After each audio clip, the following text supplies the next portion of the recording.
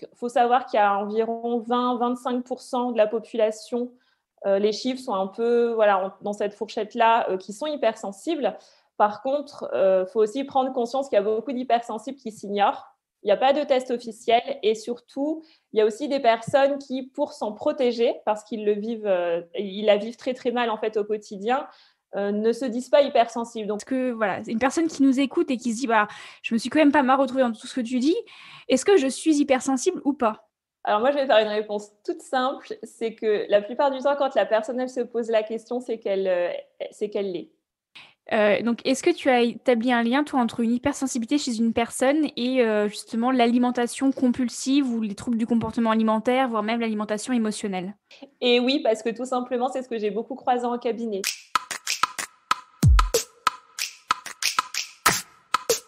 Bonjour à tous et bienvenue sur le podcast Hygiène de vie. Le podcast qui vous aide à retrouver une vie plus équilibrée, mais surtout à vous aider à passer à l'action et à reprendre votre vitalité en main. Je suis Alexandra, naturopathe et coach en hygiène de vie, et chaque semaine avec ce podcast, je vous donne des outils simples, réalistes et accessibles, des conseils et astuces autour de l'alimentation saine et bienveillante et du bien-être physique et mental.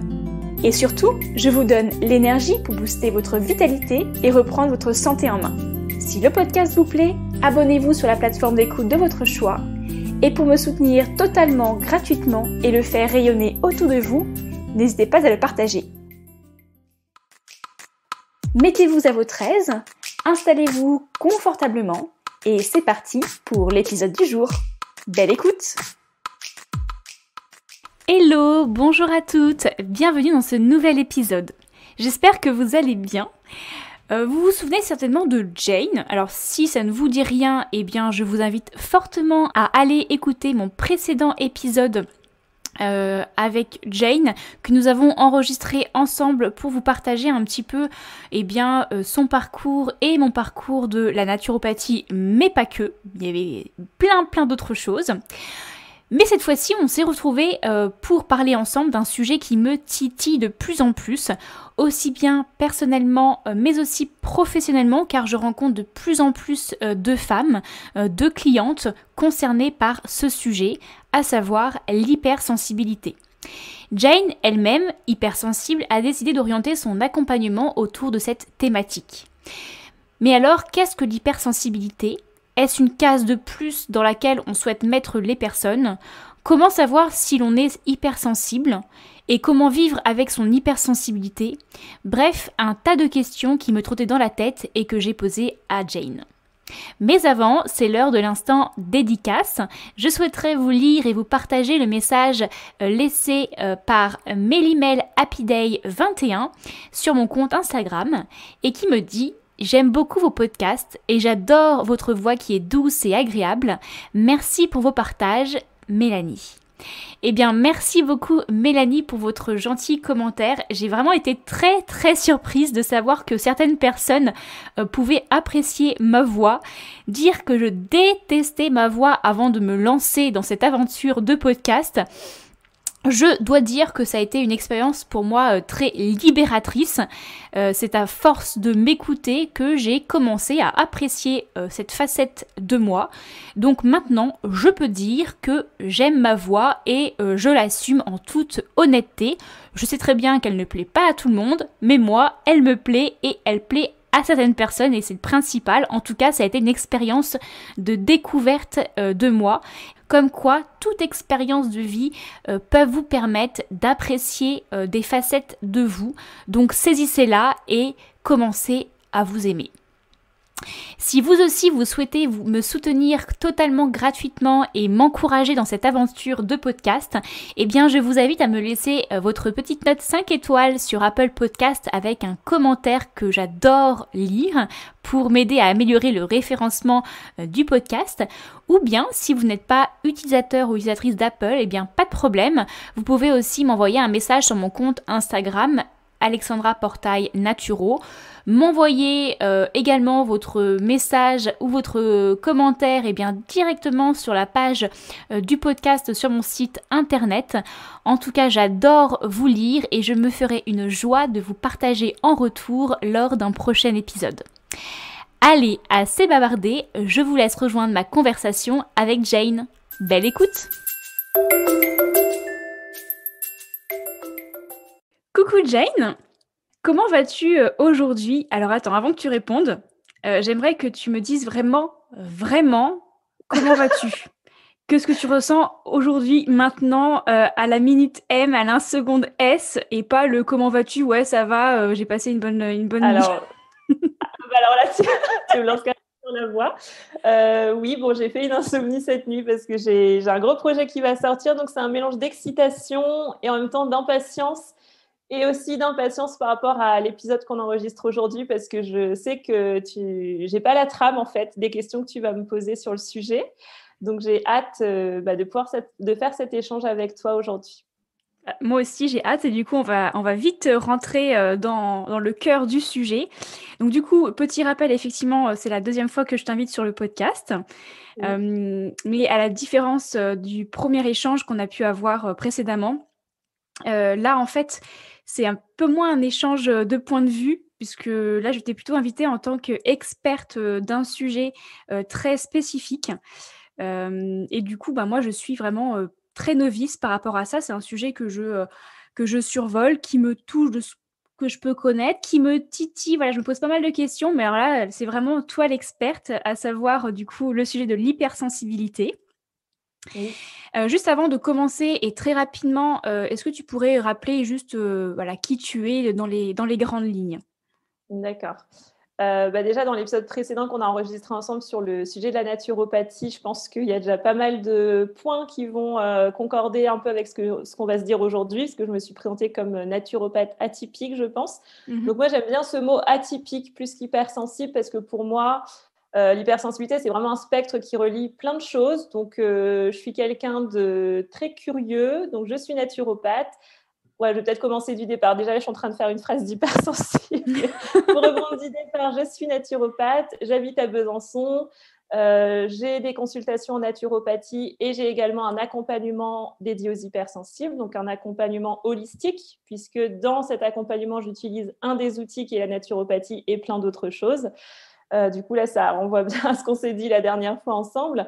Et j'ai aussi un programme pour les personnes qui veulent devenir naturopathes. Et là, je suis en train de me diriger aussi tout doucement vers des thèmes comme les relations amoureuses chez les hypersensibles, l'entrepreneuriat et la parentalité. Là, je suis en train de créer petit à petit des accompagnements encore plus spécifiques pour répondre à des choses que je croise dans mon cabinet. Super, de beaux projets à venir. Alors, du coup, on commence. Oui. Qu'est-ce que l'hypersensibilité? À la base de la base, hein. Je t'ai dit, moi, je ne suis pas experte. Hein. D'accord. C'est pour moi, je dirais, un trait de caractère, mais au-delà de ça, c'est surtout une façon d'être au monde. Voilà, pour moi, c'est plutôt ça, l'hypersensibilité. Et comme je le disais dans ma présentation, j'avais déjà commencé à parler du sujet, c'est vraiment un spectre. Ça veut dire que quand je dis c'est un trait de caractère, c'est quelque chose que tu peux retrouver en fait chez plusieurs individus. Donc, il faut savoir qu'il y a environ 20-25% de la population, les chiffres sont un peu dans cette fourchette-là, qui sont hypersensibles. Par contre, faut aussi prendre conscience qu'il y a beaucoup d'hypersensibles qui s'ignorent. Il n'y a pas de test officiel et surtout, il y a aussi des personnes qui, pour s'en protéger, parce qu'ils ils la vivent très très mal en fait au quotidien, ne se disent pas hypersensibles. Donc moi, je pense qu'on est même bien au-delà des 20%. Ça, c'est mon avis personnel. Et dans ce spectre de l'hypersensibilité, tu peux avoir les hauts potentiels, tu as aussi les autistes, ce qu'on appelle aussi les multipotentiels. Enfin voilà, c'est vrai que ces dernières années, il y a plusieurs autres étiquettes, même si j'aime pas trop ces termes-là, qui sont ressortis. Mais on va dire que l'hypersensibilité, c'est vraiment la caractéristique commune de tous ces types de personnes, je dirais. D'accord. Alors justement, j'ai fait des questions dans ma tête. Notamment, j'avais une question sur les tests, donc tu as déjà répondu. Il n'y a pas de test officiel pour diagnostiquer, entre guillemets, une hypersensibilité chez une personne. Déjà, ça ne se diagnostique pas. Et en Ouais. fait, pour la simple et bonne raison que c'est même intéressant parce que tu vois, moi, je suis pas mal de personnes et j'échange beaucoup avec des gens qui, eux, ont par exemple passé le pas de faire le test du haut potentiel parce que quand tu te dis hypersensible, en fait, souvent, quand tu le découvres, tu vois ça en premier et après coup, tu vas te poser la question, est-ce que je serais pas aussi haut potentiel quelque part? Les deux sont très, la limite des deux est très, très infime. Et pour avoir discuté avec plusieurs personnes qui ont passé le test du haut potentiel, c'est revenu plusieurs fois, en fait, par exemple, parce que là, pour le coup, là, tu peux poser, on va dire, un diagnostic, même si Mhm. j'aime pas trop ce terme parce que Mm. ça fait un peu pathologie, alors que c'est pas le cas. Mais tu as un test pour détecter, on va dire, le haut potentiel chez une personne. Et ces personnes-là m'ont fait le retour qu'en fait, les deux, en fait, j'ai eu un retour, mais vraiment similaire, où en fait, leur test n'est pas lisible parce que il est pas quelque part, il rentre pas dans les clous et c'est le problème en fait des tests la plupart du temps. Même tout ce qui est test de QI, etc. C'est des choses qui sont de plus en plus contestées aujourd'hui parce que on en parlera. Je pense que tu vas me poser des questions aussi par rapport à ça, mais l'hypersensible et le stress, par exemple, c'est tout un sujet. Le fait d'aller lui faire passer un examen ou un test, déjà, il est dans une situation où il ne va pas être à même de répondre, je pense, correctement à toutes les questions. Donc, quelque part, ça fausse le test. Et surtout, pour moi, c'est une aberration parce que l'hypersensibilité, c'est surtout une question d'intensité dans ce que tu vas ressentir. Tu as différents points dans l'hypersensibilité et ce n'est pas une histoire de je coche 15 cases sur 20, par exemple, mais c'est surtout comment tu vas, sur quelle échelle, en fait, sur quelle intensité tu vas vivre un des points, par exemple, de ce questionnaire. Je sais pas D'accord. si tu m'as suivi ou si c'est clair à ce niveau-là, mais pour moi, c'est surtout une histoire d'intensité, en fait, et de façon d'être au monde, la façon dont tu vis les choses et la façon dont tu es et dont tu te situes, en fait, dans un environnement. D'accord. Alors j'ai une image d'hypersensible, de personnes qui sont très émotives et qui peuvent effectivement tomber en larmes très facilement. Est-ce que tu as déjà rencontré des personnes qui seraient hypersensibles, mais qui n'ont pas forcément cette émotivité-là, en tout cas qui se reflète à travers des larmes? Totalement. Typiquement, alors moi, ça va être le premier exemple, tu vois? Quand je disais justement, il y a des personnes qui se coupent de ça pour pas en souffrir. Moi, pendant très longtemps, alors je savais pas hein, que j'étais hypersensible là dans ce que je vais raconter. Je connaissais même pas le terme et j'étais bien loin de tout ça. J'étais incapable de pleurer en public et même pour moi, en fait, je pouvais pleurer par exemple devant des films ou des choses comme ça qui ne me touchaient pas moi-même. Par contre, dans la vie réelle avec mes proches, etc., et même je me posais la question plus jeune, c'est fou, tu n'arrives pas à pleurer. Mais parce que tout simplement, je m'étais coupée de mes émotions et de mes ressentis pour pas me laisser submerger, je pense, inconsciemment. Et ça, c'est une vraie carapace qu'on peut se faire. Ça se remarque aussi beaucoup chez les hommes, parce que moi, j'ai quelques hommes en cabinet. Les hommes hypersensibles, c'est très significatif. C'est des personnes qui vont essayer de se montrer fortes, justement, par rapport à tout ce qui est demandé en société de position, on va dire, en tant qu'homme aujourd'hui. Et forcément, un hypersensible homme, la plupart du temps, ça ne va pas être un homme qui va te parler d'émotivité. Par contre, il a une façon de penser qui est différente, il a des ressentis qui sont différents, il a une façon d'analyser les choses qui est totalement différente des autres, il se sent en décalage.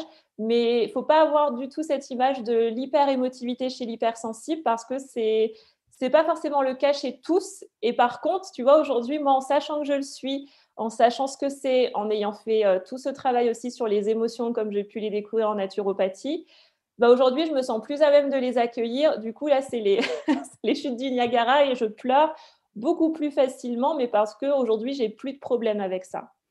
Donc finalement, une personne hypersensible, finalement, est quand même assez émotive, mais elle ne l'est pas si elle est dans le stade où elle est un peu où elle nie un peu son hypersensibilité, elle en est pas consciente, elle bloque ses émotions. Alors, il y aurait de ça, et je pense que c'est aussi quel type, tu vois, si on va encore plus loin, quel type d'émotivité. Tu vois, un hypersensible, par exemple, c'est pas quelqu'un qui va forcément pleurer à chaudes larmes pour plein de choses. Par contre, tu peux être, alors par exemple, s'il y a des personnes hypersensibles, ça peut être une des caractéristiques qui sont très sensibles à l'art, qui peuvent être vraiment touchées par un tableau, par une photo, par un film, sans forcément en Mmh. pleurer, mais juste ça te touche, tu vois, au plus profond de toi, tu sens quelque chose mais ça va pas forcément se manifester par des larmes. Ça va être plus comme une sensibilité, je dirais, artistique ou une Mmh. sensibilité visuelle à ce à quoi tu fais face. Mais faut vraiment pas avoir cette image, par exemple, de l'émotivité aussi comme d'une tristesse, parce que souvent, c'est ce qui est un peu véhiculé, je pense, chez les hypersensibles, comme des petites personnes fragiles qui pleurent pour tout. Tout est une montagne pour eux. On n'est pas du tout. Ça, c'est clairement un cliché. C'est pas forcément le cas de tous, en tout cas. D'accord et du coup, ça peut se ressentir, par exemple, par je sais pas, des sensations de chaleur, des frissons, peut-être Oui, des nœuds dans le ventre ou au contraire des papillons dans le ventre, pour des totalement. d'accord. Totalement. Et ça fait partie d'une des grandes caractéristiques, c'est l'hyperesthésie. Donc, ça veut dire, en fait, c'est tous les 5 sens chez nous qui Mmh. sont totalement exacerbés. Alors, c'est pas tous les 5 sens, là, je vais peut-être me reprendre. C'est chez certains hypersensibles, il y a dans les 5 sens certains qui vont être plus forts que d'autres. Moi, dans mon cas, par exemple, ça va être facilement. Moi, depuis toujours, ça a été la vue. C'est-à-dire que je suis vite aveuglée par les lumières vives. Chez moi, c'est que des lumières d'appoint. Je ne vais jamais allumer les plafonniers. Je ne vais jamais un environnement très blanc, très lumineux, type galerie, avec plein d'éclairage artificiel. Je vais être mais vraiment aveuglée, ça va me faire mal. L'ouïe aussi, si je suis dans des endroits où il y a beaucoup de bruit ou alors des bruits répétitifs un peu stridents, ça va énormément me fatiguer. Mais vraiment, c'est comme si mais vraiment lessivé. C'est une grosse fatigue, mais d'un coup. Et c'est ça aussi assez caractéristique chez nous, c'est que quand on ressent quelque chose, c'est pas un truc progressif, c'est vraiment c'est d'un coup quoi. Tu te sens plombé. Et chez d'autres, ça va être le toucher, par exemple. Donc, ça va être le fait, comme tu dis, d'avoir facilement une très vive sensibilité au chaud, au froid, au changement d'environnement, d'être plus sensible aux caresses, le besoin peut-être le besoin de toucher dans les relations aussi. Ou alors tout simplement, l'exemple qui est souvent le plus donné, c'est les étiquettes qui grattent ou les vêtements. Moi, je sais que je ne vais pas mettre n'importe quel type de vêtements. J'ai aussi une peau qui est très réactive. Tout ça, c'est des choses qui sont assez liées à l'hypersensibilité en général. Est-ce que si on fait un peu le lien avec, le sujet que tu as adoré dans le précédent épisode, à savoir les tempéraments hippocratiques. Est-ce qu'il y a un lien entre l'hypersensibilité et certains tempéraments hippocratiques? Est-ce qu'il y a des Ouais. tempéraments qui sont très sujets à l'hypersensibilité et d'autres pas du tout? Ou est-ce qu'on peut en retrouver aussi un peu dans tous les tempéraments? Enfin, voilà, est-ce que tu as réussi à identifier un lien en tout cas? Alors, si on peut résumer rapidement, alors ça, c'est vraiment pour ceux qui maîtrisent les tempéraments. Il y a un peu de tout. Par contre, il y en a surtout 2 qui sont très présents et très caractéristiques. Donc, dans les 4, pour moi, le lymphatique, c'est le côté très sensible, très émotif. Le sanguin, c'est le côté où tout est en excès. C'est-à-dire que quand je disais, moi, si je suis dans un endroit et qu'il y a du bruit, c'est d'un coup. Hop, je ne peux pas supporter et je peux avoir des pics de colère d'un seul coup parce que juste il y a du bruit et il faut que je parte. Le bilieux, c'est le côté avoir des objectifs, se mettre la pression, être très exigeant envers soi-même.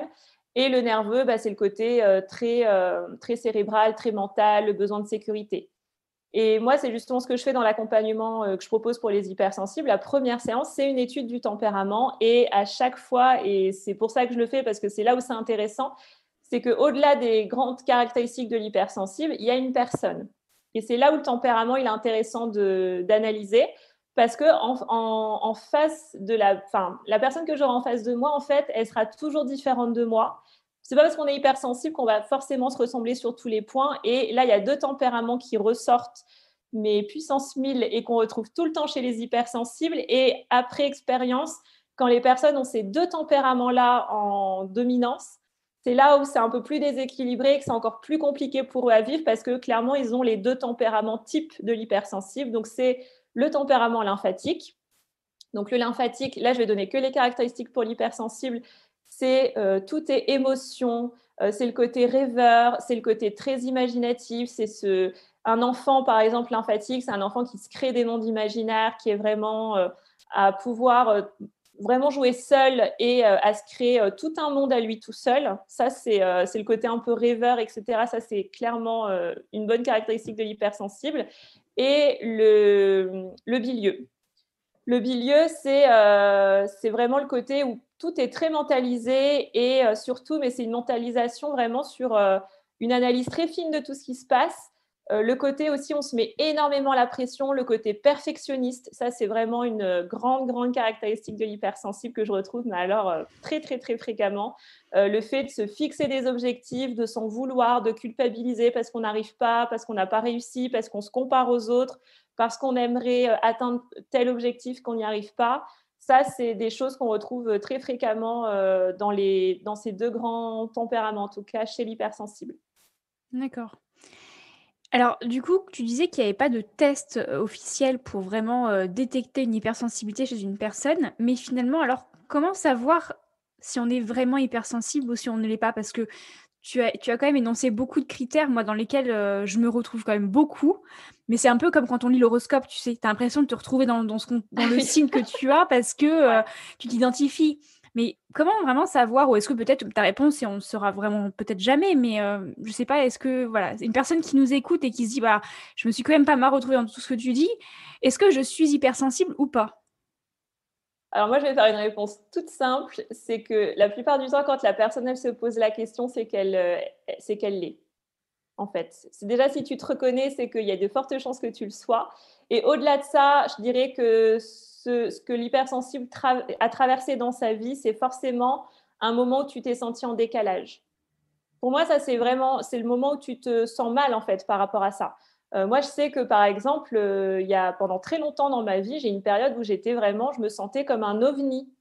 J'étais la seule à ressentir ce que je ressentais. J'étais toujours dans des groupes d'amis où je me disais, mais je suis la seule à avoir cette réflexion-là.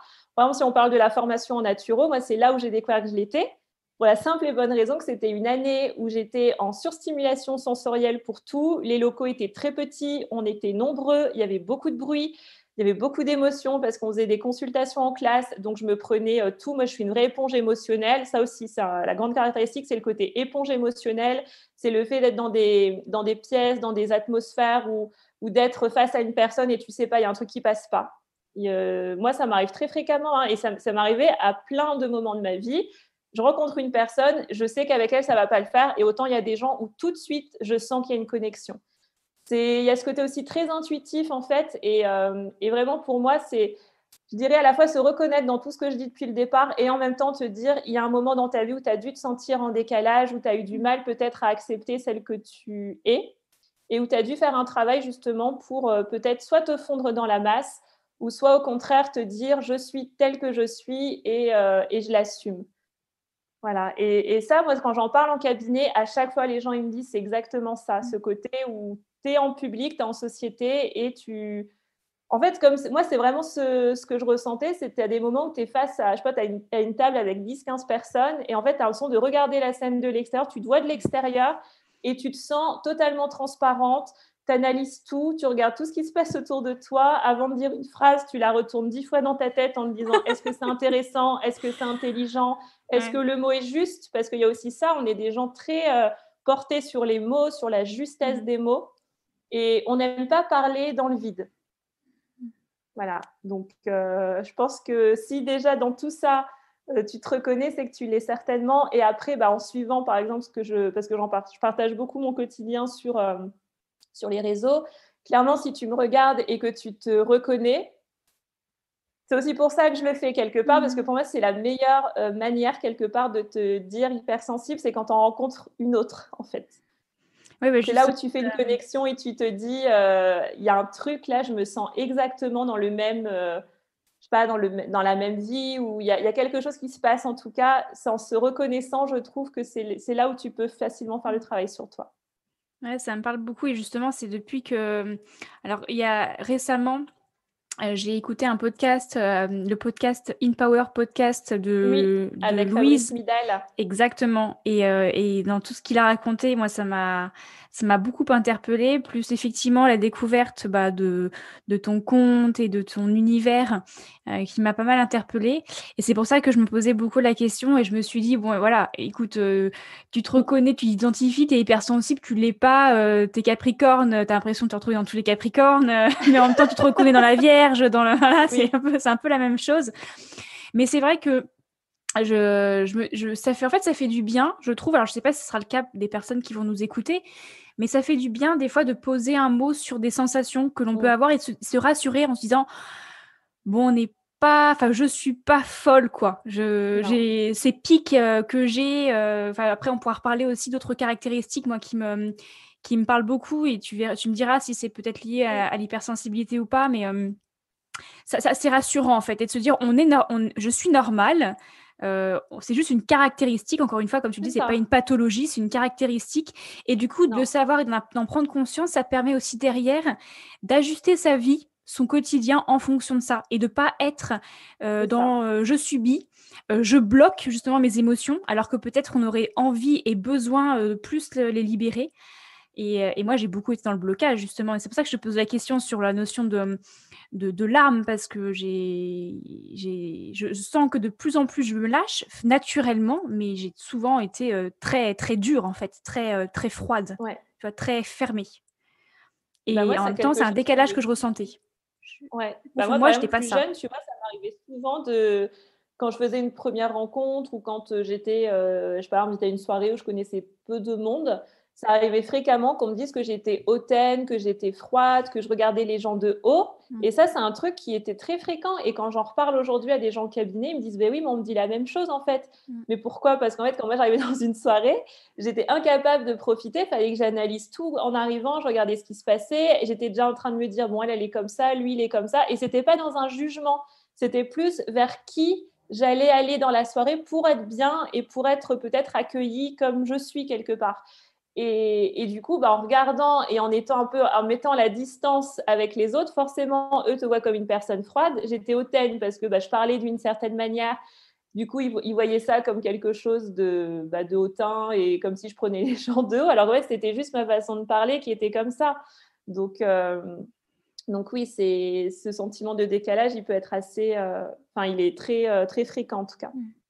Et du coup, l'hypersensibilité, c'est quelque chose d'inné ou c'est quelque chose que l'on peut développer?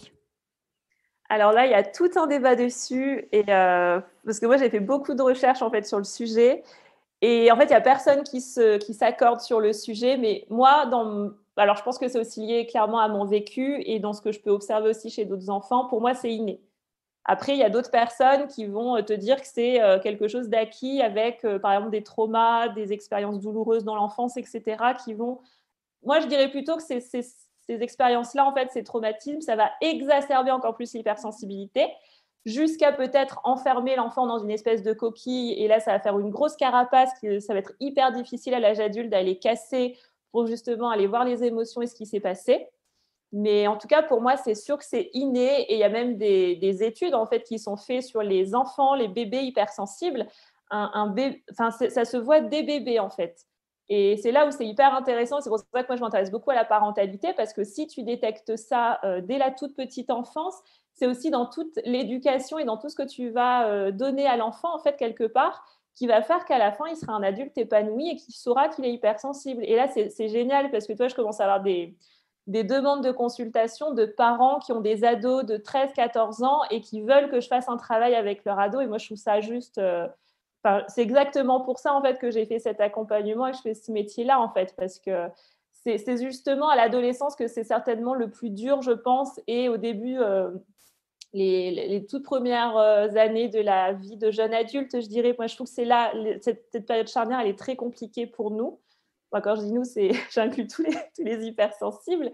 Et oui, pour moi, c'est inné en tout cas. Et quand tu parlais de bébés, il y a des caractéristiques chez les bébés, tu pourrais nous en partager quelques-unes justement? Alors, bah, par exemple, ça va être des bébés qui sont très éveillés, qui vont être un peu en avance sur leur âge, qui vont être. Alors, je trouve que chez les enfants, on met peut-être plus facilement des étiquettes et puis des étiquettes pour plein de choses qui veulent finalement pas dire grand-chose sans mettre le mot hypersensibilité. Mais ça va être des bébés, par exemple, qui regardent tout ce qui se passe autour d'eux, qui vont être attentifs à chaque petite chose qui se passe. Alors là, il y a des gens, ils vont se dire, bah oui, tous les bébés sont comme ça. En fait, je pense qu'il faut vraiment observer plusieurs pour se rendre compte qu'il y a quand même des différences. Et c'est aussi dans le sommeil.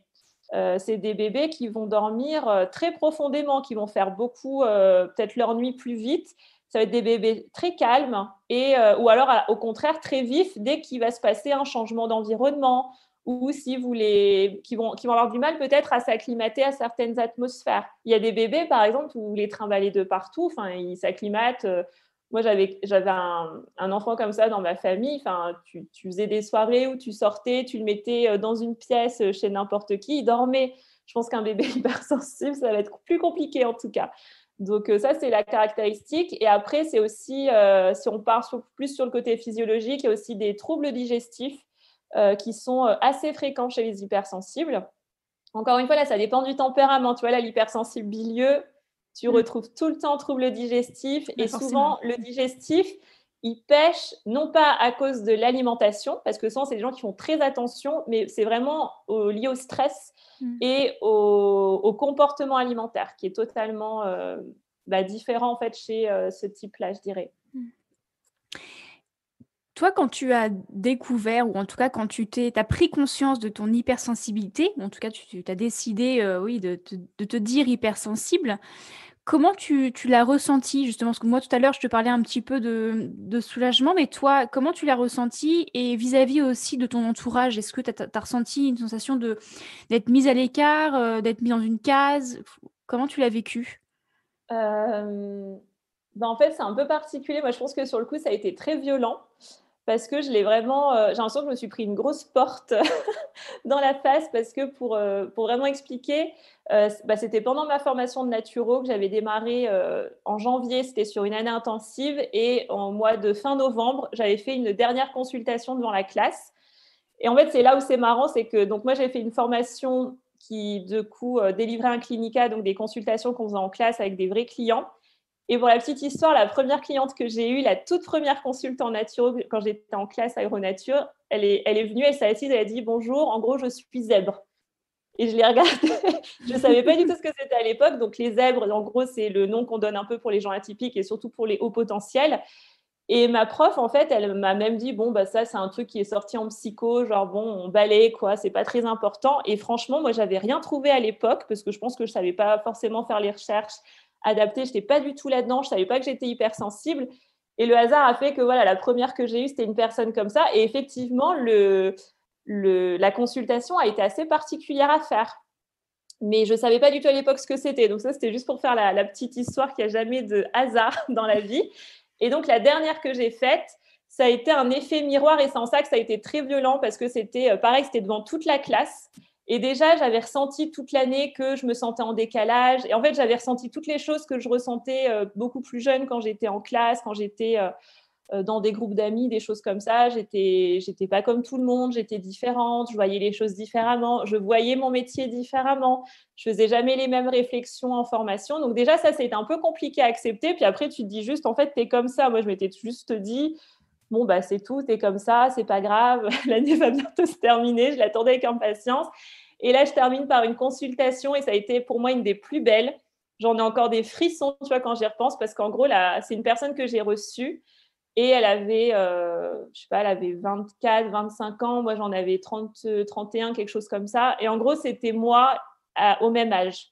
Et ça m'a fait vraiment cet effet miroir, mais c'était... et c'est en ça que ça a été très violent, parce que du coup, c'était devant toute la classe. Et en fait, il y a un moment où elle a perdu pied. Et elle était à deux doigts de quitter la salle en mode je ne sais pas ce qui se passe, je me sens pas bien et tout. Mais vraiment, il ne s'était rien passé de particulier. Mais je pense que moi, il y a aussi ça dans ma façon de faire les consultations. Il y a un moment où j'ai une façon de parler et je ne sais pas d'où ça vient. Et ça, c'est quelque chose que je n'arrive pas à expliquer. Je touche à quelque chose d'assez intime chez la personne sans m'en rendre compte. Et en fait, moi, je suis dedans, donc je continue.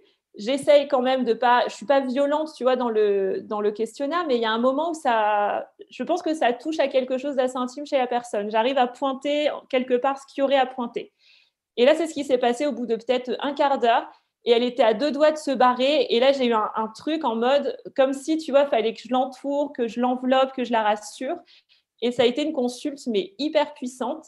Et en fait, je me suis sentie dans un tel état avec elle. C'était comme si c'est un peu bizarre, c'est ce que je vais dire, mais c'est comme si je me consolais moi-même quand j'avais une vingtaine d'années, tu vois. Et là, je me suis dit, là, c'est pas possible.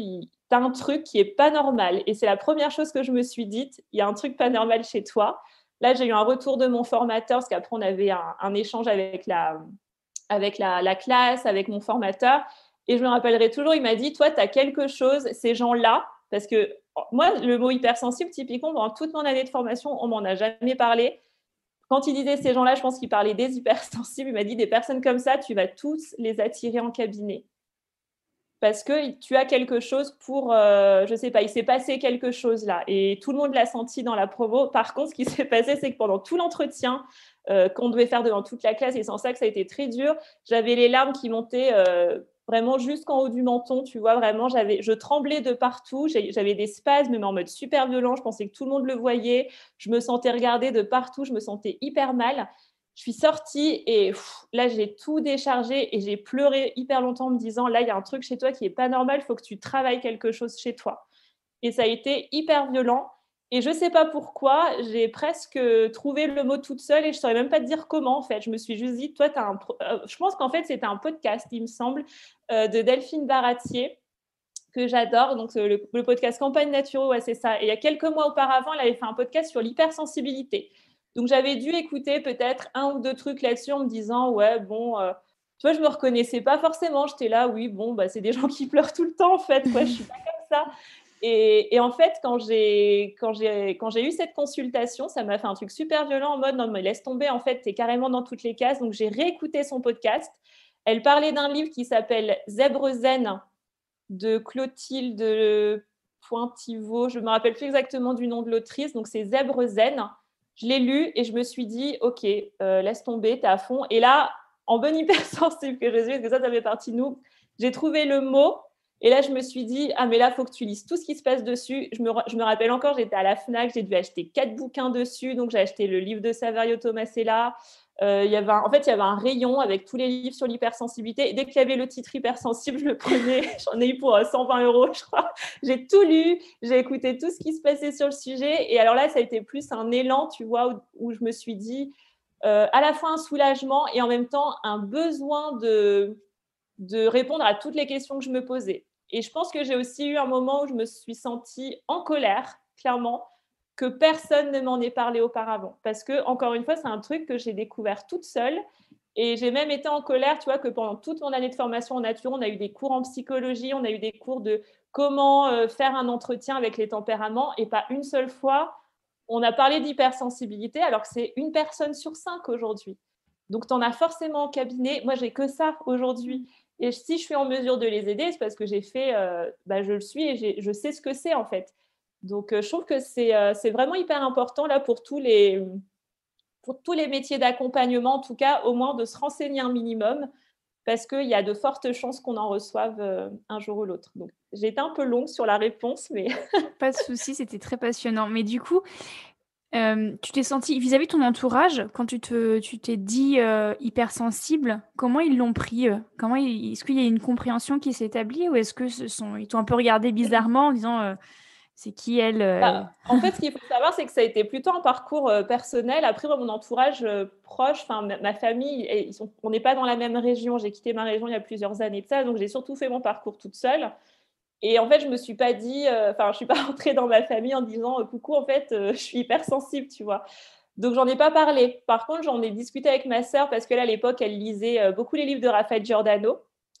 Et clairement, Raphaël Giordano, pour ceux qui connaissent l'autrice, qui l'ont lu, pour moi, soit c'est un haut potentiel, ou en tout cas, c'est une belle hypersensible. Elle a toutes les caractéristiques dans ses livres.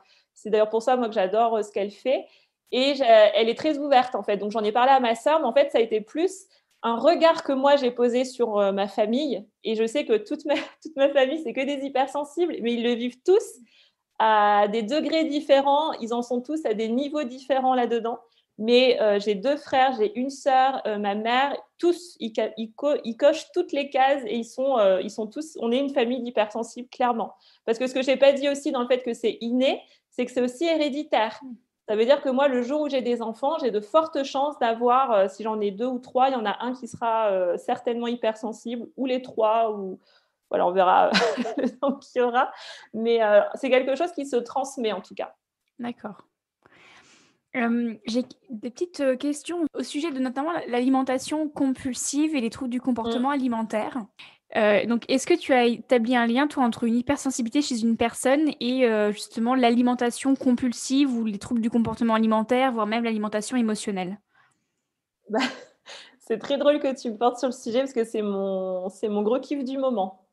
L'alimentation émotionnelle, je parle, pas les troubles alimentaires, l'alimentation émotionnelle. Et oui, parce que tout simplement, c'est ce que j'ai beaucoup croisé en cabinet. C'est ça, en fait, qui est aussi intéressant, c'est que vu que, en fait, j'ai quasiment, enfin, je pense que 95% de mon cabinet, c'est des hypersensibles, il y a des choses, en fait, qui ressortent. Il y a des grands sujets, en fait, qui ressortent. Et alors, l'alimentation à la fois compulsive, donc, en fait, c'est les deux opposés. Et tu vois, c'est là où les tempéraments, c'est intéressant. Les tempéraments, on va dire, plus lymphatiques, ça va être l'alimentation émotionnelle. C'est des gens qui vont arriver avec une prise de poids, qui vont me dire, voilà, j'ai pris 15 kilos cette dernière année. Et en fait, tu fais le bilan alimentaire et tu vois juste qu'il y a des grignotages intempestifs, il y a du sucre. Ils ont une attirance pour le sucre parce que ça leur fait du bien, parce qu'ils ne travaillent pas sur l'émotionnel. Et en fait, ils se remplissent avec l'alimentation parce qu'il y a un vide affectif quelque part. Ça, c'est très caractéristique. Et chez les bilieux, j'en ai une comme ça dans mon cabinet qui a eu des troubles du comportement alimentaire. Et là, aujourd'hui, elle est plus dans quelque chose qui est lié à de l'orthorexie. Vraiment, le fait de faire les assiettes parfaites. Et en fait, c'est incroyable parce que j'ai fait le bilan avec elle et je lui ai même dit, je sais même pas ce que... Enfin, je lui ai pas dit forcément comme ça, mais je me suis dit sur le coup, mais qu'est-ce que je vais lui apporter? Elle fait tout parfaitement. Elle avait lu tous les livres de Robert Masson. Elle était à fond. Elle n'était pas du tout naturopathe, mais alors je pense qu'elle y connaissait peut-être même plus que moi en nutrition. Et là, on fait tout un travail justement sur... parce que moi, au-delà de l'alimentation émotionnelle, ce que je travaille énormément, et ça, c'est avec tous mes clients, c'est plutôt l'alimentation en pleine conscience et le fait de peut-être plus renouer avec une forme de plaisir. Parce que la plupart du temps, dans ce que j'ai en cabinet, c'est des gens en fait qui ont une vision de l'alimentation, soit c'est là pour remplir quelque chose qui est de l'ordre d'un vide affectif, ou soit c'est quelque chose que je dois faire pour avoir la meilleure hygiène de vie. Du coup, il y a toujours cette notion de plaisir qui est coupée et ils ont vraiment ce côté où et là, c'est là où on tombe dans le trouble du comportement alimentaire, c'est que l'alimentation devient problématique. Le fait de faire une assiette, ça devient problématique parce que tout est réfléchi. Et ça n'empêche que des fois, ils font des gros craquages, comme ils les disent souvent. C'est comme ça qu'ils le disent, où ils vont manger du sucre à 22, 23 heures parce que moi, j'ai une cliente qui m'a dit ça, c'est le seul moment de ma journée où je suis seule face à moi-même, en gros, parce que c'est une personne qui court toute la journée. Et alors là, du coup, c'est le carnage, j'ouvre les placards et je mange tout. Et tout passe, et c'est surtout des trucs sucrés, industriels, et c'est souvent là, et moi, j'ai pas forcément eu des compulsions alimentaires dans mon passé, mais je sais que j'ai eu ces tendances où quand je me sentais très mal à des moments de ma vie où ça n'allait pas, je me remplissais, mais de sales trucs, des trucs industriels dégueulasses, des trucs que j'aimais pas au goût, juste pour remplir et pour me dire de toute façon, limite, tu vaux rien, mange ce qui te passe sous la main. Et voilà, c'est un peu fort ce que je dis, mais clairement, c'est un peu cette image-là que tu peux avoir en cabinet chez ces personnes-là. Et c'est tout un travail sur la qualité de l'alimentation. Vous méritez cette qualité-là, vous méritez de vous remplir avec des bonnes choses, de les manger en conscience, de déguster, de savourer, de ne pas vous mettre la pression. Et ça, c'est très fréquent, ouais. Et c'est un truc qui se regroupe, ouais, c'est hyper régulier en tout cas. J'ai aussi une consultante, une cliente qui m'a contactée alors, pour effectivement revoir son hygiène de vie. Et quand on a commencé à aborder l'aspect alimentation, un peu comme toi, je me suis dit, mais manque de syndrome de l'imposteur, je me suis dit, mais qu'est-ce que je vais bien pouvoir lui apporter? Parce qu'effectivement, Oui. elle connaît beaucoup de choses. Et en fait, le gros du travail a été et est encore de lui dire de lâcher en fait toutes ses connaissances, de s'en débarrasser, de lui faire confiance parce que voilà, Ouais. elle connaît, donc c'est même plus la peine qu'elle continue à apprendre de nouvelles choses et à se documenter, et au contraire en fait de retravailler sa reconnexion à ses besoins et à ses sensations de plaisir, parce que cette personne en parallèle de ça, elle fait tout parfaitement, mais elle mange sans faim, elle est complètement déconnectée des sensations de faim et de satiété. Enfin, j'en ai eu plusieurs en fait comme ça, pour être honnête. Okay. Et en fait, c'est vrai que le travail a été beaucoup plus dans retrouver les sensations de faim, ses besoins, et se détacher de toutes les connaissances qu'elles avaient pu ingurgiter, un peu comme aussi une boulimie de l'information au final. T'as mis le doigt aussi sur une autre caractéristique qu'on a et qui peut être, moi, des fois, c'est problématique chez moi, par exemple, ce côté-là, ce côté boulimique de l'info. C'est-à-dire que moi, chaque semaine, j'ai un sujet, enfin, je dis chaque semaine, c'est un peu, c'est pas cyclique. Alors ça, c'est aussi un truc, genre les routines chez les hypersensibles, C'est tout un sujet, hein. On est anti-routine, on est incapable de tenir un truc sur le long terme parce qu'en fait, ça bouge tout le temps en nous. Il faut vraiment avoir ce côté chez nous où c'est tout le temps en mouvement. Tout est en mouvement constant. Et moi, par exemple, chaque semaine, j'ai un nouveau sujet qui pointe le bout de son nez. Ouais, je tombe sur un mot, je ne connais pas. Hop, je vais aller voir ce que ça veut dire. Ah, c'est super intéressant, tiens. Et bam. Et là, je tombe dans un truc où je peux passer 3 jours à me renseigner sur un sujet juste parce que je ne sais pas, il y a un truc qui m'a appelé à un moment donné. Et 3 jours plus tard, c'est un autre sujet, en fait. Et c'est ce côté boulimique de l'info. Et ça, par exemple, c'est un truc que j'ai remarqué après, là, ça fait presque 1 an et demi que je suis installée. Je sais que j'ai des... Et ça fait aussi partie de moi en tant que naturopathe hypersensible. Tu vois, j'ai un besoin, quand je fais mes PHV, je donne beaucoup d'infos. Après, j'en vois pas non plus des milliards de pages, tu vois, mais tout doit être détaillé. Et je sais qu'avec certaines personnes que j'ai en cabinet et qui sont peut-être de nature bilieuse, nerveuse, il y a une cliente, par exemple, je me suis rendu compte, je lui donnais trop d'infos. Du coup, elle en venait à faire d'autres recherches derrière. Et en fait, ça devenait un truc où elle tombait sur des infos erronées. Et en fait, je devais faire un travail de lui dire, on lâche, on déconnecte. Et parce qu'en fait, elle tombait sur plein de trucs, sur des forums, plein de trucs variés. Et ça, c'est un travail que je fais maintenant en naturo dans mes consultations, de donner beaucoup moins d'infos, de juste donner ce qu'ils ont besoin de savoir à ce moment-là, sans plus. Parce que forcément, c'est des personnes, quand tu les as, effectivement, il y a cette compulsion de l'info qui fait que, moi, bon, si je parle d'un neurotransmetteur dans mon PHV, tu vois, je vais utiliser ce terme-là avec la dopamine, par exemple. Elle va me faire toute une thèse limite sur la dopamine la prochaine fois que je la vois. Alors qu'en fait, ça, c'est une partie du conseil. Donc, ça peut peut-être aussi t'aider à voir toi au niveau des caractéristiques. Et du coup, hyperactivité, créativité sont aussi des caractéristiques de l'hypersensibilité? Totalement. C'est un cerveau en surchauffe constant. Le cerveau, il n'est jamais sur pause. Tout le temps, il mouline. C'est aussi des gens qui vont avoir tendance, alors là, je parle aussi dans ce que je vois en cabinet, tout ce qui est rumination mentale. À la fois ça et en même temps le fait de soit projeter tout ce que tu vas faire le lendemain, genre tu es incapable de te coucher sans réfléchir, alors demain il faut que je fasse ça, demain j'ai tel objectif, est-ce que j'ai fait ça, etc. Ou alors dans l'opposé, le côté lymphatique, tu repenses à par exemple une dispute ou un truc dans la journée, tu te dis ah putain j'aurais dû dire ça, et en fait tu réanalyses constamment ce que tu viens de vivre sur ta journée. Et ça te crée des gens qui ont une hyperactivité cérébrale. Clairement, c'est vraiment au niveau cérébral. Et c'est là où moi, par exemple, je travaille beaucoup sur moi en énergétique pour ça. Et c'est pour ça que je me suis tournée vers ces méthodes-là. Parce qu'il y a un moment donné, aller voir des gens qui allaient m'expliquer les choses, j'en avais plus besoin. Je ne faisais que ça, en fait, analyser. Parce qu'on a aussi, on est aussi des personnes qui ont un gros, gros problème d'ancrage. Moi, je sais que c'est ma grosse faiblesse. Parce que tout est là, en fait. Quand je dis tout est là, c'est tout est en haut du cerveau. Et toute l'énergie qu'on a, elle est en haut du corps. Ce qui fait que moi, le côté ancrage au sol, c'est pour ça que j'essaye aussi de me mettre des routines de yoga. Mais alors, les routines, c'est très compliqué pour moi, même si je sais que c'est ce qui pourrait m'équilibrer le plus, parce que c'est une pratique qui, à un moment donné, je l'ai fait inconsciemment parce que ça me faisait du bien dans le fait de bouger mon corps en entier, je dirais, et de m'ancrer sur des positions où tu lâches prise, en fait. Tu es juste concentré sur ta position. Et oui, c'est surtout au niveau cérébral, en tout cas au niveau de l'hyperactivité. Et le besoin de curiosité, je pense que j'en ai bien parlé juste avant sur ce côté où tu es toujours dans une boulimie d'informations, d'être au courant sur tout ce qui se passe. Et boulimique des formations, quand tu es dans le milieu professionnel. Pareil, purée, moi j'ai fait tout un travail dessus, je me suis dit mais stop, arrête. Parce qu'il y a aussi ce côté, quand tu as parlé du syndrome de l'imposteur, tu vois, ça m'a fait sourire. Je pense que ça, c'est une grosse constante aussi chez les entrepreneurs hypersensibles. On ne se sent jamais à notre place et on a un gros travail à faire dessus. Moi, c'est un gros travail que je me suis imposé de me dire tu arrêtes d'acheter des formations que tu n'arrives pas à finir, puisque là, tu en as genre 3 en route pour te satisfaire et te dire que tu es prête à accompagner telle personne, en fait. Ça, c'est un truc, on a tellement, encore une fois, j'ai parlé de la justesse des mots, mais c'est aussi la justesse de notre place, la justesse de nos actes. En fait, on est des personnes où tout doit avoir du sens. Et c'est là aussi où ça peut être, je dirais, une sorte d'hyperactivité qui peut être très, très fatigante, que ce soit pour le mental ou pour le physique. C'est que moi, il y a un moment, je pense, où tout avait besoin d'avoir du sens dans ma vie. Pareil, ça, c'est une grosse fatigue. Donc, il y a un moment, il faut aussi lâcher prise sur certaines choses.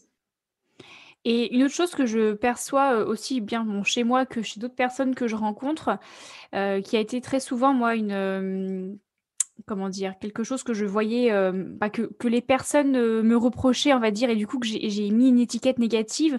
Cette sensation de justement, tu as une nouvelle idée, tu as une envie, un peu, fulgurante, tu as un pic émotionnel, un pic d'énergie incroyable et au final, bah, tu travailles un peu dessus, tu te renseignes un peu dessus et puis peut-être aussi, très rapidement ou sur quelques jours, quelques semaines, peut-être quelques mois en fonction des projets, ça redescend mais, aussi vite que c'est Ouais, remonté et tu es repassé à autre chose, en fait. Avoir une vie, tu vois, toujours c'est de ça. up and down et C'est moi, c'est ça. et on m'a toujours dit: «Bah, tu passes un peu du coq à l'âne» et cetera, même si moi, en moi, je sens qu'il y a toujours un fil conducteur, un fil rouge, sans forcément mettre des mots dessus.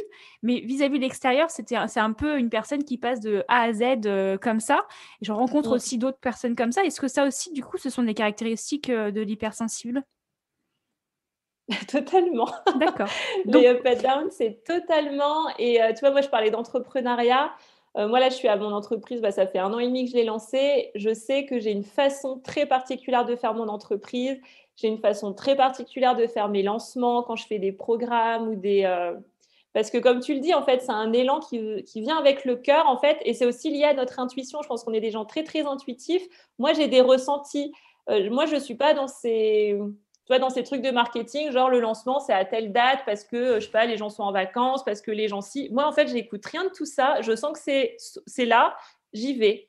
Et en général, je me plante pas, en fait, parce que forcément, ça va parler aux personnes. Après, bon, je pense que la force aussi que j'ai, c'est que je m'adresse à des hypersensibles, donc forcément, ils se reconnaissent. Et vu qu'ils ont ce même fonctionnement que moi, je suis capable d'acheter une formation qui coûte je ne sais pas combien parce que la personne, je suis juste là et en fait, ça m'appelle la façon dont elle me parle quelque part. Donc, et ces côtés up and down, moi, je veux. En fait, il y a ce côté où tu peux être très excité sur le côté nouveauté. Tu as un truc nouveau, c'est tout de suite, hop, et c'est là où il faut tout de suite s'écouter et il faut y aller. Parce que moi, ça m'arrivait souvent, ces moments où tu es en mode up et tu as tous tes projets, tout se met en place, t'attends, et plus t'attends, et plus ça descend, en fait. Et c'est vrai qu'il y a ce côté où on est aussi très créatif. Moi, par exemple, la première personne avec qui j'avais fait un programme en ligne, j'avais fait un programme sur le burn-out émotionnel, qui est une entrepreneur hypersensible. Elle est incroyable à suivre parce que, en fait, elle a des projets et enfin, on s'appelle très souvent et j'en rigole quand je l'ai au téléphone, mais elle, elle a des projets tous les 2 mois. Elle rechange toute son entreprise. Et ça fait qu'1 an que je la connais et quand tu vois où elle en est aujourd'hui, tu te dis, les gens entre guillemets, enfin autres, enfin j'aime mmh pas dire les mots, les gens normaux ou les gens, en tout cas, qui sont pas Non, hypersensibles, on ouais. va dire ça comme ça. Non sensible, c'est aussi une aberration, mais bon, pas hypersensible, voilà, on va dire ça comme ça, qui a un fonctionnement un peu plus cartésien. Je pense qu'il mettrait 4 ans à être là au niveau, enfin, par rapport à là où elle en est aujourd'hui au bout d'1 an, en fait. Et même moi, en 1 an, j'ai une façon d'avoir fait mon entreprise qui est mais totalement différente de tous mes autres collègues avec qui j'ai fait ma formation, par exemple. Mmh. On n'aime pas le côté, je pense, classique. C'est pour ça que moi, j'aime bien le mot atypique. C'est une particularité chez nous. Et tu vois, là où c'est compliqué peut-être pour toi de l'assumer ou de le vivre par rapport au regard que tu as de ton entourage, c'est là où c'est intéressant justement de savoir et de se renseigner sur ce que c'est l'hypersensibilité pour l'expliquer. Moi, aujourd'hui, je suis capable d'expliquer pourquoi je dois me lever en pleine nuit parce que j'ai une idée, mais fulgurante. Tu sais pas d'où ça vient, mais ça vient en fait. Ou tout simplement, par exemple, j'ai une semaine, lundi, j'ai eu un feu, je sais pas ce qui s'est passé, et j'arrête de chercher à me comprendre, passant pour ça. J'ai l'impression que j'ai fait une journée de 72 heures. J'ai fait plein de choses en une journée. Par contre, le lendemain, j'étais HS. Parce que j'ai des semaines, moi, qui font clairement les montagnes russes pour ça, en fait. Mais je m'écoute. Et quand j'ai des journées comme ça, je sais exactement comment je vais être le lendemain. Et ni une ni deux, le lendemain, j'ai fait une sieste de plus de 2 heures. J'ai dû faire 2 rendez-vous et c'était tout, en fait. Et c'était reparti le mercredi. Donc là, on est jeudi, donc c'est un peu, c'est un peu J'arrive bizarre. toujours dans les moments de creux, moi. J'arrive toujours dans les moments de creux. Faudrait qu'on fasse le vendredi. Mais non, parce que finalement, ce sera encore différent vendredi prochain. C'est ça. Et en fait, on n'est pas, je pense que le meilleur terme peut-être pour résumer tout ça, on n'est pas des gens linéaires. On est toujours soit en haut, soit en bas. Mmh. Il faut vraiment imaginer, moi j'adore cette image, vous imaginez une ligne droite, ça c'est la personne qui n'est pas hypersensible, et ben, l'hypersensible est toujours soit au-dessus, soit en dessous Mmh. de cette ligne. C'est exactement ça. Et c'est aussi dans la façon qu'on a de penser. On n'a pas une pensée étape par étape. Nous, c'est une pensée, ça, faut imaginer, vous mettez. Une explosion, en fait. Moi, j'ai vraiment cette image quand tu fais de l'aquarelle, voilà, tu remplis ta feuille d'eau, tu l'imbibes d'eau, tu mets une goutte d'aquarelle et ça va dans tous les sens. Il y a aucune logique. C'est exactement ça. C'est Voilà. tellement drôle ce que tu viens de dire. Enfin, c'est drôle pour moi parce que les personnes qui nous écoutent vont pas forcément comprendre, mais je suis en train justement de travailler sur un Xème projet autour d'un partage autour de femmes, des cercles de femmes, et que j'ai trouvé un nom qui reflète tout à fait ça, et une image, en fait, c'est ce que tu viens de dire. C'est une planche d'aquarelle avec des couleurs qui explosent, en fait. C'est ça. Mon logo que j'ai refait, et toi, c'est drôle aussi. Mon logo que j'ai refait lundi à 1h30 du matin, c'est une aquarelle, enfin, c'est un fond d'aquarelle. Et le projet que je vais sortir cette semaine, c'est un nom de couleur, qui pour moi est très représentatif en fait de tout ce que j'ai travaillé ces derniers temps. Donc c'est drôle parce que tu vois, et même tu vois par rapport à ça, je vais te faire un retour sur toi dans tes activités. Je le remarque aussi, et c'est ça que j'apprécie aussi dans ton travail. Tu as une façon de travailler, on le voit, qui est particulière. En tout cas, je trouve à distance, dans ce que je peux voir de l'extérieur. J'ai pas envie de juger, tu vois, les naturopathes entre guillemets classiques. Mais moi, par exemple, dans mes collègues de formation là, avec qui on s'est formés en même temps, ils sont tous dans le côté très classique de la naturo, où ils font des consultations en cabinet, où ils font un peu d'ateliers de groupe, voilà, en présentiel. Mais il n'y a personne qui a développé tout un tas de choses assez spécifiques ou assez, je dirais, originales. Et c'est en ça qu'il y a une vraie puissance de l'hypersensibilité aussi aujourd'hui dans notre société, c'est qu'on est là, on apporte des solutions, je dirais, assez soit novatrices ou originales sur des sujets qui nous portent en fait. Et c'est ce que je ressens aussi toi dans ta façon de faire entre tes e-books, ton podcast, tu avais fait des vidéos, je sais, sur des postures de yoga. Enfin, tu vois, ça, c'est des choses qui sont assez créatives quand même et qui demandent aussi un investissement et une certaine façon de se démarquer peut-être, tu vois, par rapport à d'autres naturaux. Donc, et encore aujourd'hui, je ronge mes freins. Parce que je suis tiraillée sans cesse entre peut-être effectivement cette partie de moi qui va peut-être se l'avouer, peut-être un peu hypersensible, oui, et je puis pense. le côté très cartésien il faut bien faire. Et en fait, Ouais. ma vie pour le moment n'a été que un tiraillement. En fait, je me vois écartelée, tu sais, de chaque côté. Et aujourd'hui, j'ai l'impression que, et de par aussi ma reconversion professionnelle et donc des personnes aussi que j'attire naturellement en Oui, accompagnement, je sens que je penche plus d'un côté et je vais commencer à plus l'assumer. Mais dès que j'ai un projet, je suis dans l'impulsivité de l'hypersensible, dans cet engouement incroyable. Et puis en fait, très rapidement, si ça dure un peu, parce que le projet, généralement, je suis un peu trop perfectionniste, donc j'arrive rarement à le mettre en place en un claquement de doigts. Donc forcément, ça retombe un peu. Et là, mon esprit cartésien, paf, il repart et dit, mais alors du coup, est-ce que c'est une bonne idée? Mais est-ce que ça va plaire? oui. Est-ce que... Nanana, et voilà. Ma vie n'est que tiraillement. Mais donc du coup, je pense, pour les personnes qui nous écoutent, voilà, je pense qu'il ne faut pas se sentir anormal. On l'assume, nous sommes comme ça. C'est ça. Et justement, il faut vraiment prendre conscience pour pleinement le vivre et arrêter d'être toujours tiraillé, justement. C'est ça, et tu vois, je pense que c'est intéressant aussi par rapport à ce que je dis sur les tempéraments. Moi, sans trop te connaître, je pense que ouais, tu dois avoir un côté bien milieu ancré, hein, assez fort, et peut-être un côté nerveux aussi, qui est peut-être présent chez toi, même si je te connais pas plus et on n'a pas échangé sur le sujet. Moi, tu vois, à titre d'exemple, moi j'ai les deux autres tempéraments opposés. Moi, je suis plus dans le côté lymphatique et sanguin, et au contraire, c'est le côté bilieux que j'essaye de développer et qui s'est clairement développé depuis que je suis à mon compte. Mais moi, justement, ce côté perfectionniste, je l'ai, mais j'arrive à plus facilement le lâcher. Parce que j'ai ce côté sanguin, c'est l'élan, c'est vif, c'est tout de suite, faut tout de suite qu'il y aille, c'est impulsif, il sent les choses et il se fait plaisir. Et moi, c'est plutôt ça, c'est si mon projet il va plus me faire plaisir, je vais laisser tomber en fait. Et il n'y a que le plaisir en fait qui va me permettre de créer, et en même temps, ce côté lymphatique fait que je vais être très créative et j'ai pas ce besoin justement que tout soit parfait, que tout soit sur les rails constamment. Donc c'est là où c'est peut-être, tu vois, aussi intéressant si les personnes écoutent de peut-être de juger de manière différente aussi, peut-être de faire les choses en fonction de ça. Effectivement. On arrive tranquillement à la fin de l'épisode, même si le sujet est passionnant et que j'aurai encore plein de questions. Mais j'ai quelques petites questions quand même qui restent. Oui. Notamment sur la notion d'accompagnement des hypersensibles. Tu en as parlé, vu que tu te Oui. dédies quand même principalement par rapport à ça. Quelle est toi ta manière d'accompagner ou en tout cas, vu que enfin tu es naturopathe dans le sens où tu as fait une formation de naturopathe, mais aujourd'hui, de manière très objective, quels seraient les conseils que tu donnerais en termes d'accompagnement de personnes hypersensibles peut-être en utilisant des outils naturopathie, mais pas forcément que ça, voilà, de manière très holistique justement, à ton avis, c'est quoi à peu près l'idéal d'un accompagnement d'une personne hypersensible? Alors déjà, moi, je vais reprendre par rapport à ce que je fais en cabinet, c'est en plusieurs étapes. Pour moi, la première étape primordiale, c'est la connaissance de soi. Et c'est là où les tempéraments rentrent en jeu, justement, et de faire une analyse de l'hypersensibilité chez la personne en fonction d'elle et non pas en fonction de ce qu'on entend sur l'hypersensibilité. Parce qu'il y a aussi ça, c'est à force de lire des choses sur l'hypersensibilité, il y a un moment, on ne se reconnaît plus, en fait, parce qu'il y a beaucoup de généralités. Et c'est un sujet, mine de rien, qui est encore assez récent, donc il y a aussi des erreurs qui sont dites sur le sujet. Donc, c'est là où c'est important de bien se renseigner, d'être bien accompagné aussi par une personne peut-être qui connaît le sujet. Donc, ça, c'est le premier pas, de savoir qui l'on est au-delà de son hypersensibilité. Moi, c'est vraiment comme ça que je le présente, en tout cas.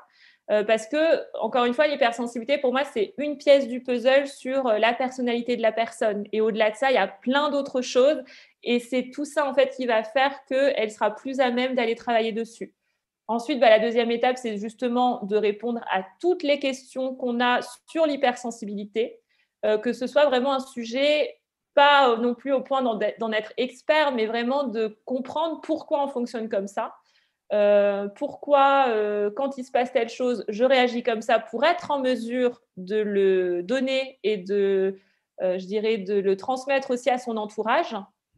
Parce que là, sans rentrer dans les détails, tu as plein de problématiques dans la vie. Il y a l'hypersensible dans la vie de famille, l'hypersensible dans le couple, l'hypersensible quand il est parent, l'hypersensible au travail. Je veux dire, tout ça, c'est des problématiques moi, que je rencontre. Si tu n'es pas en mesure, tu vois, de l'expliquer à ton entourage, c'est compliqué aussi pour elle, finalement, de comprendre que tu es différent quelque part. Donc, je pense qu'il y a ça. Ensuite, la troisième chose, je dirais, c'est de ne pas rentrer dans un schéma où, parce que ça, c'est des choses que j'entends aussi et que je vois chez d'autres, où je suis mais vraiment pas du tout d'accord sur le fait que, en fait, les hypersensibles, ils doivent rester entre eux dans un petit cocon tout chaud, tout douillet. Faut pas trop se confronter au monde parce que le monde n'est pas fait pour nous, etc. Ça, c'est une erreur monumentale. Faut vraiment apprendre aussi, je dirais, à s'adapter en société tout en comment dire, en cultivant voilà, son hypersensibilité. Moi, je la cultive chaque jour, mais il y a des moments où, oui, c'est parfois encore difficile. Par contre, je suis en mesure de vivre ces moments-là, notamment grâce à tout ce qui est l'acceptation sur les émotions, travailler vraiment sur ses émotions et comment dire, se décharger et enfin, vraiment lâcher prise en fait par rapport aux émotions qui sont encore pour moi beaucoup trop mal connotées aujourd'hui en société où faut pas pleurer, faut pas dire ce qu'on ressent, faut pas gêner, faut pas faire de bruit, etc. Enfin, faut arrêter avec ça quoi. Moi maintenant, je suis en mesure quand je suis dans un environnement où je me sens pas bien, je vais pas exploser en larmes devant tout le monde. Par contre, il y a un moment, je vais m'isoler et vraiment, faut me laisser tranquille, faut vraiment que l'émotion, elle vous traverse et que vous puissiez être en mesure, en tout cas, à un moment donné, de l'accueillir. Et je pense que ça, c'est un des gros, gros, gros problèmes. Et je pense que dans les grandes lignes, c'est un peu tout ce que je dirais par rapport à cet accompagnement-là, en fait, pour aider les personnes. Tout à l'heure, tu as parlé d'énergie haute et d'énergie basse au niveau du corps. Oui, Moi, je sais que, par exemple, c'est quelque chose qui est revenu. Alors, j'y connaissais pas grand-chose, mais j'ai fait dans mes dernières années différentes découvertes d'autres approches de type acupuncture, médecine chinoise, hydrothérapie du côlon, mais avec une personne qui faisait de la médecine chinoise, qui a donc mesuré mon pouls, m'a fait des palpations un peu partout, etc. J'ai aussi fait une consultation en Ayurveda et en fait, c'est revenu pas plus tard qu'il y a 3 semaines qu'effectivement j'avais beaucoup d'énergie au niveau du haut du corps et au détriment du bas du corps. Et forcément derrière, ça avait aussi des conséquences organiques. Au-delà de voilà, l'énergie, forcément, amène des conséquences organiques, des organes qui au contraire fonctionnent trop en haut et fonctionnent pas assez en bas. Euh, du coup, tout le travail aussi énergétique, je pense, pourrait être intéressant. Toi, tu le partages aussi puisque tu fais actuellement, ou en tout cas, tu as fait récemment un accompagnement en Reiki, si je me trompe pas. Oui. Est-ce que tu penses que toutes ces approches aussi annexes, d'autres approches naturelles de type plus énergétique, sont intéressantes pour des personnes hypersensibles, justement? Totalement, parce que je pense que le piège dans lequel moi je suis moi-même tombée, c'est qu'on a tellement ce besoin de comprendre. En fait, je pense que c'est surtout ça. Je pense que pour résumer un peu tout ce qu'on s'est dit, pour les personnes qui se posent la question s'ils sont hypersensibles, c'est des gens qui se posent la question de je ne me comprends pas et il y a un problème chez moi, il faut que je me comprenne. Et en fait, le piège dans lequel on tombe dans ces cas-là, moi, c'est le piège dans lequel je suis tombée, c'est que je me suis passionnée pour des écrits en psychologie, en philosophie, tout ce qui est étude de la personnalité. C'est pour ça que les tempéraments, moi, c'est un outil que j'adore parce que moi, c'est mon grand kiff, tu vois, les tests de personnalité, apprendre à se comprendre.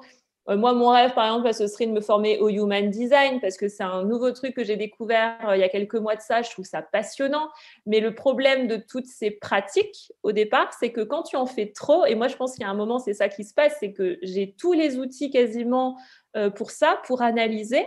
Sauf qu'il y a un moment donné, il faut aussi faire confiance au ressenti que ton corps t'envoie. Et quand tu es trop dans un aspect cérébral, mentalisé comme moi, où tout est constamment finement analysé, et ça, pour le coup, je sais que je dirais que c'est ma grande force. Par contre, ma faiblesse, c'est que pour aller vraiment lâcher prise, lâcher le mental et comprendre ce qui se passe dans mon corps au niveau énergétique, ça, j'en suis incapable.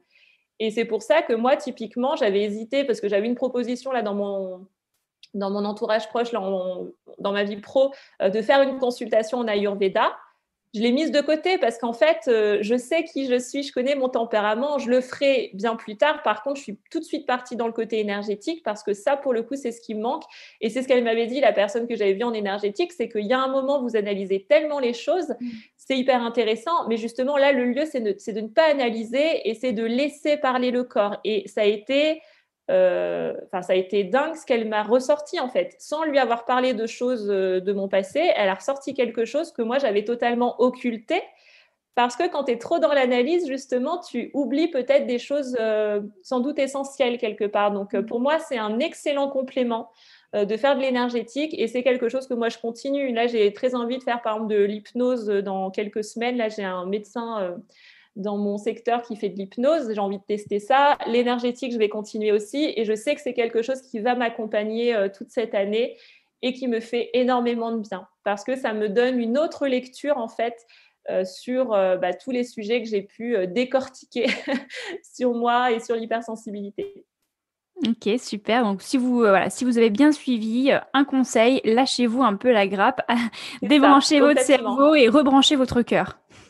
C'est ça. Et surtout, je pense que peut-être une des premières étapes, c'est ça, c'est la connaissance de soi, mais c'est surtout le travail aussi sur les émotions. J'en ai peut-être pas assez parlé, mais c'est vraiment sur.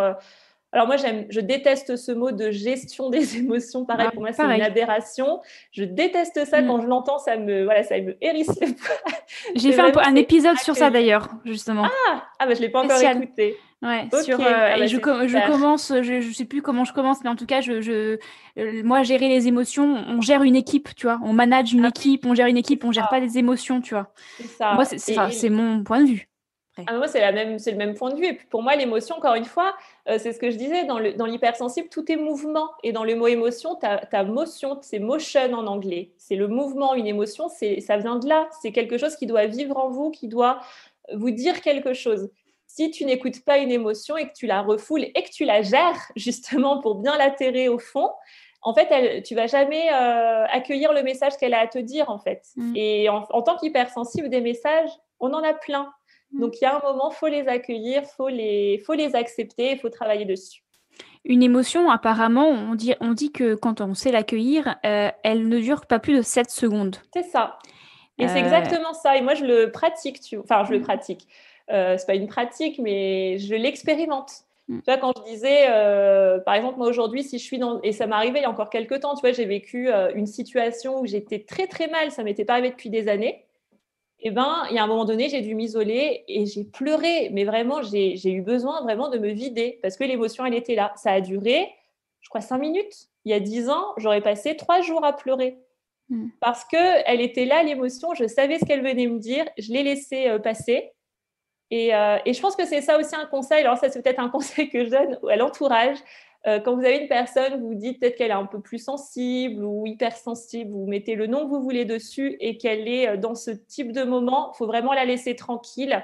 Il faut la laisser vivre son truc. Il ne faut surtout pas aller la titiller sur ah, t'en fais encore des caisses, mais qu'est-ce qui se passe, qu'est-ce qu'il y a. Des fois, tu as des situations comme ça, en fait. Moi, je trouve que c'est le pire. C'est le pire. Donc voilà, c'était le dernier conseil. Merci beaucoup. Alors, dernière petite question. Si tu avais des ressources à partager, et justement, on va essayer de ne pas faire compliqué, donc pas 36 000, si on avait 2 maximum, ressources à partager en fonction, voilà, en lien avec le sujet du jour, qui pourraient aider les personnes hypersensibles, que ce soit livres, podcasts, vidéos, n'importe quoi, mais seulement 2. Ce seraient lesquels? Je vais faire mon auto-pub, mais je pense que le premier, c'est mon profil. Il y a ma page Instagram où c'est un peu plus professionnel, c'est des choses un peu plus liées à des. J'ai fait des IGTV sur la physiologie de l'hypersensible, sur les émotions, etc. Et puis il y a tous mes réseaux dessus. Et encore une fois, si les gens suivent et se reconnaissent, il y a de fortes chances qu'ils le soient. Et je partage pas mal de ressources et d'outils. Et le deuxième, c'est un livre que je conseille, mais systématiquement. Je me demande même si je ne l'ai pas déjà partagé au dernier podcast, je ne me rappelle plus. C'est Itinéraire d'une ultra-sensible de Charlotte Wills, que j'adore. Vraiment, moi, Charlotte Wills, alors elle n'est pas... j'ai l'impression qu'elle n'est pas sur le devant de la scène comme Hélène Aron. Ça, c'est la première que tout le monde va voir. Je vais juste dire un petit mot là-dessus, qui a fait le livre, je crois que c'est Les hypersensibles, tout simplement. C'est une des premières à avoir vraiment fait pas mal d'études, de recherches en neurosciences sur le sujet. Par contre, c'est une psychologue. Et je ne suis pas toujours d'accord avec ce qu'elle dit. Moi, je ne me suis pas toujours reconnue. Et franchement, j'ai fait comme tout le monde, parce que dès que vous tapez ça sur Internet, hypersensible, je ne sais pas comment le vivre ou j'en sais rien, vous tombez sur le livre. Il y a X vidéos sur YouTube où les gens présentent le livre. Moi, je vais être la première à dire, il ne faut surtout pas commencer par celui-ci parce que c'est compliqué. Alors que le livre de Charlotte Wills, il est magique. Moi, je l'ai lu en une soirée. Et encore une fois, tu le lis, ça se lit comme un roman initiatique. C'est son propre parcours à elle. Et moi, j'ai eu plein de similitudes avec elle. Je me suis énormément reconnue. Et si tu te reconnais dans son parcours, c'est que tu l'es. Et ce qui est bien, c'est qu'elle donne son analyse de coach, parce qu'aujourd'hui, elle est devenue coach sur Paris. C'est d'ailleurs elle qui a coécrit le dernier livre Fort comme un hypersensible de Maurice Barthélémy, un des Robin des Bois, qui a fait un travail avec elle, justement. Et en fait, c'est hyper intéressant parce que dans son livre, elle donne vraiment sa propre analyse de coach, tu vois, sur des choses de son passé qu'elle a vécues. Parce qu'elle a découvert son hypersensibilité à presque 40 ans, je crois. Donc pendant 40 ans, elle a vécu sans savoir qu'elle était hypersensible, un peu comme moi pendant 30 ans. Et j'ai trouvé ça super intéressant, en fait, ces allers-retours. Donc pour moi, c'est les 2 principales ressources que je donnerais sans trop s'éparpiller, justement. D'accord, merci beaucoup. Je mettrai toutes les infos dans l'article lié à l'épisode. De quoi faire des belles soirées de lecture, des belles vacances qui arrivent. C'est ça.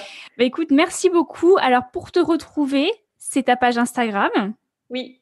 Principalement. Naturo Fleur de Peau. Et aussi ton site internet, si je ne me trompe pas. Alors, mon site internet, à l'heure où on enregistre le podcast, je suis en train de tout refaire. Donc, j'espère qu'il sera fini quand l'épisode sera sorti. Mais j'ai écrit quelques articles justement sur l'hypersensibilité. C'est surtout un site où il y a en gros mes services, mes accompagnements. Mais sinon, il y a ma chaîne YouTube où je partage pas mal de choses. Là, c'est plus au niveau quotidien. Ça va peut-être plus parler. Quand on voit mes semaines, par exemple, de l'une à l'autre, parce que je tourne des vlogs assez régulièrement, on voit bien en fait ce que ça donne le quotidien quand on est hypersensible et qu'on vit des montagnes russes constantes.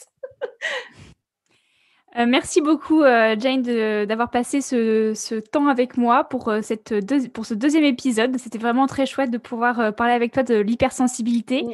Merci à toi.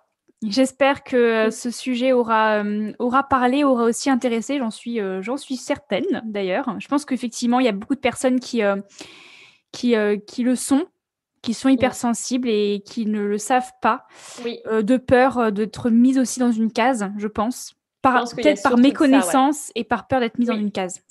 C'est ça, alors qu'au final, c'est pas une case pour moi, c'est pas une étiquette, c'est surtout un éclairage sur tout votre vécu en fait et sur comment vous vivez les choses. Mais écoute, Je ne vais pas te prendre plus de temps que ça. Merci encore pour ta présence et je te souhaite de très beaux projets à venir. Et écoute, je te retourne le vœu en tout cas. Ça a l'air aussi d'avoir pas mal de projets en cours, donc je vais suivre ça également de mon côté. Merci beaucoup. À bientôt, Jane. À bientôt. Merci pour votre écoute. J'espère que cette deuxième conversation avec Jane vous aura plu et que vous avez passé un agréable moment en notre compagnie. Est-ce que tu te sens concerné par l'hypersensibilité ? Est-ce que tu aurais une expérience à partager à ce sujet ? Eh bien si oui, n'hésite pas à me la partager, mais également à la partager à Jane, je suis certaine que ça lui fera plaisir. Sache aussi que tu peux intervenir sur le podcast, il te suffit de m'envoyer un mail via la page contact de mon site internet ou par message privé sur Instagram. Je serai ravie de t'accueillir pour entendre ton témoignage et ton expérience de vie. Comme d'habitude, je remettrai toutes ces informations sur l'article lié à cet épisode disponible sur mon site internet. Le lien est encore et toujours en description de cet épisode. Et si le sujet du jour vous a plu, eh bien n'hésitez pas à le diffuser, à le partager sur Instagram en faisant une copie d'écran de l'épisode et en me taguant en story @AlexandraPortailNaturo et en taguant Jane @NaturoFleurDePeau pour que nous puissions vous repartager en retour.